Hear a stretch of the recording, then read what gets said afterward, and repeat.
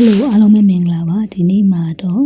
GD RLA 17ရဲ့ chapter 2မှာပါတယ် Identifying the main idea in the text ဆိုတဲ့အကြောင်းအရာကိုဆွေးနွေးသွားမှာဖြစ်ပါတယ်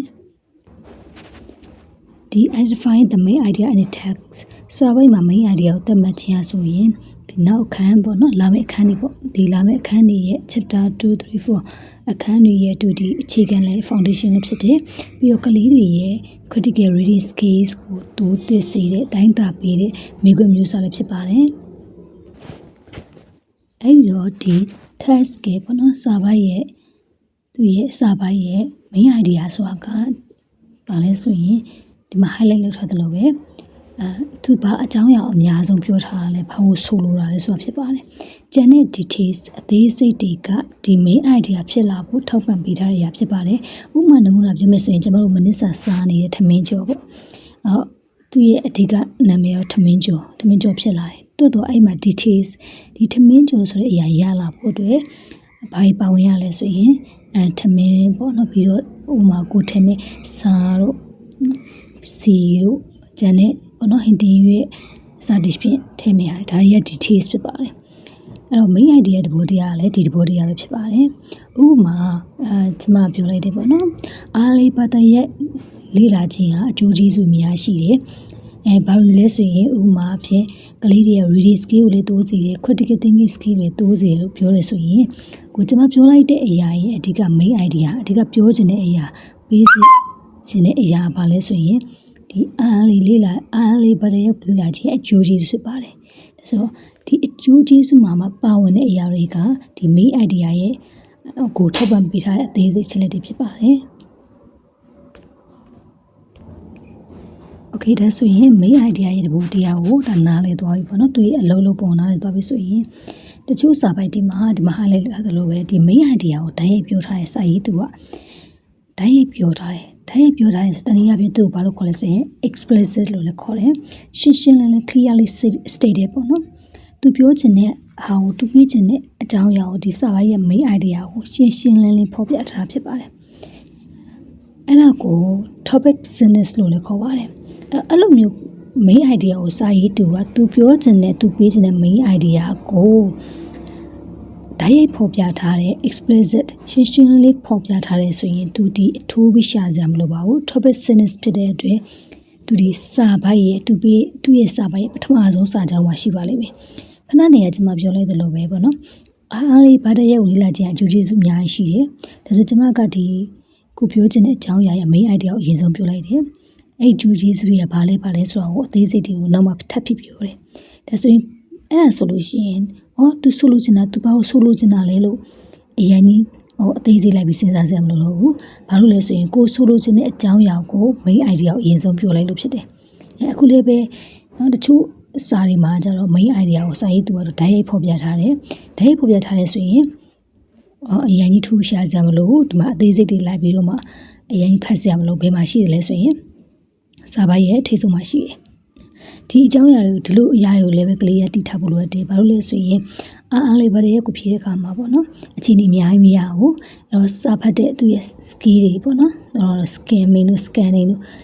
အရာတွေကိုတည်ထားမှရမယ်အခုဒီလိုမျိုး main idea ကိုဓာတ်ရိုက်ပေးထားတယ်ဆိုရင်ကိုကအသေးစိတ်လိုက်ဖတ်စရာမလိုတော့ဘူးပေါ့နော်ဒီ main idea ကိုမေးတယ်ဆိုရင်တော့သူကအသေးစိတ်လိုက်ဖတ်စရာမလိုဘူးဘာဖြစ်လဲဆိုရင်ထိပ်ဆုံးမှာဖော်ပြထားလို့ဒါဆိုရင်ကိုကအဖြေရှာတာပိုလွယ်တယ်ပေါ့နော်Okay ဒါဆိုရင်ဒီနေ့ပြန်ချုပ်မယ်ဆိုရင်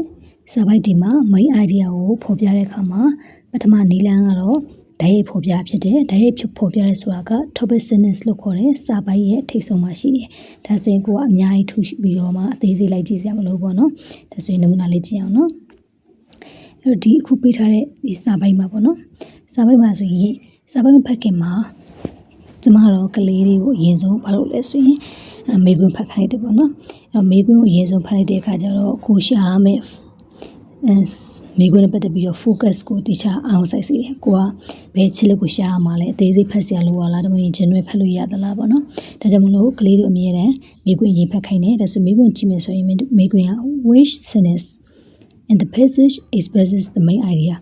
ဘာမင်းရလဲဆိုရင်သူက keyword တွေရေးရှာလိုက်တဲ့အခါကျတော့ဘာ ဒီကိုကဘယ်ဟာကိုရှာမှာလဲဆို main idea ကိုရှာမယ်အဲဆို main idea ကိုဖော်ပြတဲ့စာကြောင်းကဘယ်စာကြောင်းလဲပေါ့နော်ကဲဒါဆိုရင်ဒီမှာ ABCD ပေးထားတယ်ပေါ့နော်ဒီ ABCD ရဲ့က main idea ပဲစာကြောင်းလဲကဲဒါဆိုရင်ဒါကိုအရင်တေးစမဖတ်တော့စာပိုက်မှာပြန်ရှာမယ်ပေါ့နော်โอเคဒါဆိုရင်ဒီစာပိုက်ရဲ့ပထမစာကြောင်းမှာဆိုရင်ဗာဂျီးနီးယားမှာရှိတဲ့ Williamsburg မြို့ကိုတွားရောက်လက်ပတ်ချင်းอ่ะပေါ့နော်ဒီအမေရိကန်ရဲ့ဒီကိုလိုနီခေတ်ကအသိကာလပေါ့နော်အဲ့အသိကာလကိုခီးသွားသလိုပဲဖြစ်တယ်ဒါဆိုရင်သူနောက်မှာ this is because ဒါဘာကြောင့်လဲဆိုရင်ဆိုပြောထားတယ်အဲဆိုရင်အနောက်မှာဖတ်လိုက်တဲ့အားဒီသူဒီအပေါ်ဆုံးစာကြောင်းကိုထောက်ပံ့ပေးတဲ့အရာဖြစ်ပါတယ်ပထမဆုံးစာကြောင်းဒီ Williamsburg ကိုတွားရောက်လက်ပတ်ခြင်းကအမေရိကန်ရဲ့ကိုလိုနီအတိတ်ကာလကိုခီး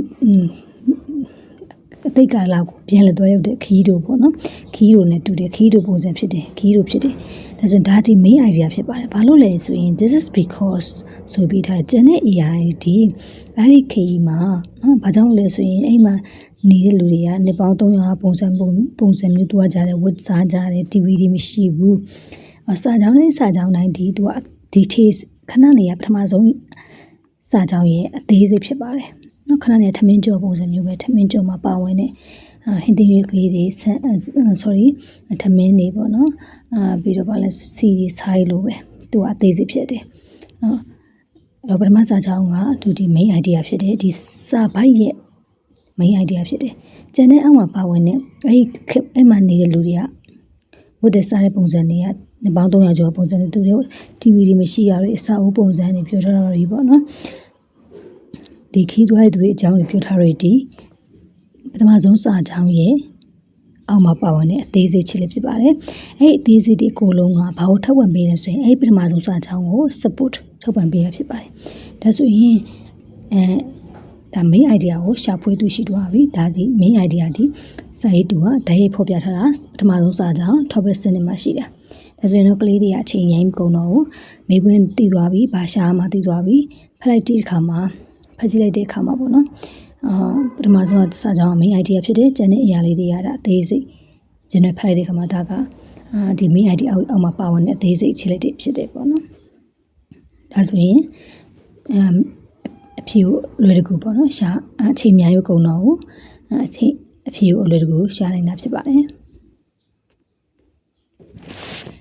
ဒီလိုမျိုး reading ဖတ်တဲ့အခါမှာနီလန်းလေးတည်ထားခြင်းကစာမွေးမှာပို့ပြီးတော့မရနိုင်စေတယ်ပို့ပြီးတော့အဖြေကိုမြန်ရှာတွေ့နိုင်စေတယ်ပေါ့နော်ဒါကြောင့်မို့လို့နောက်ထပ်ပေါ့နော်ဒီ reading နဲ့ပတ်သက်တာတွေ GDR နဲ့ပတ်သက်တာတွေထပ်မတင်ပေးမှာဖြစ်တဲ့အတွက် like and subscribe လုပ်ထားဖို့မမေ့ပါနဲ့เนาะအားလုံးမင်္ဂလာရှိတဲ့နေ့လေးဖြစ်ပါစေ